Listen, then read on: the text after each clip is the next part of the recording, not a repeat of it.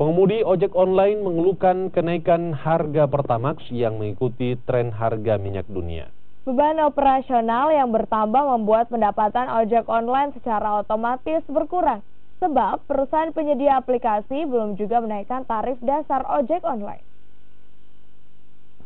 Sudah mulai meninggalkan premium, pengemudi ojek online ini mulai bergantung pada bahan bakar dengan RON yang lebih tinggi, alias non-subsidi, terutama Pertamax. Saat harga Pertamax konsisten naik, ini berarti biaya BBM untuk operasional juga bertambah. Setidaknya, tambahan beban ojek online penenggak Pertamax bisa Rp5.000 sampai Rp10.000 per hari. Karena biasanya kita ngisi 25.000 itu bisa full gitu loh, tapi sekarang kita harus ngisi untuk full itu paling nggak 30.000. Cara mengatasinya kalau biasanya kita mobile ya, nyari order itu mobile, kita keliling. Kalau sekarang ya untuk menghemat BBM, yang pertama kita untuk mobilitas kita kurangi, jadi banyak nunggu standby di titik-titik tertentu. Dihitung sejak awal tahun 2018, sudah 3 kali harga Pertamax naik. Dari Januari di Rp8.900, pada Oktober senilai Rp10.400 per liter.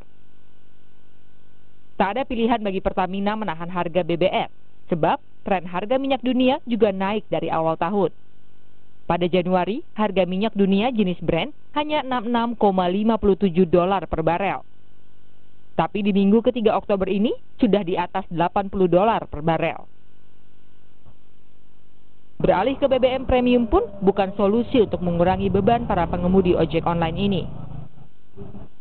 Kayaknya sih nggak bisa ya Mbak. Kalau pindah ke premium kan itu bahan bakar yang kualitasnya juga di bawah Pertamax dan Shell kan.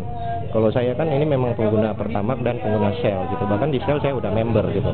Karena saya melihat kualitas bahan bakar tersebut. Jadi tidak ada pilihan bagi saya untuk merubah konsumsi bahan bakar ke BBM. Itu akan berpengaruh kepada kapasitas mesin motor saya. Itu secara global saya akan lebih rugi nantinya gitu. Ya. Tidak ada. Dan memang bukan itu solusinya Mbak gitu. Yang perlu diingat, Pertamax bukan jenis BBM yang disubsidi. Artinya, tidak ada intervensi pemerintah pada penetapan harga BBM jenis ini. Penyesuaian harus tetap ada, agar tidak ada yang merasa dirugikan. Alfadia Rizky, Yogi Syahreti, Kompas.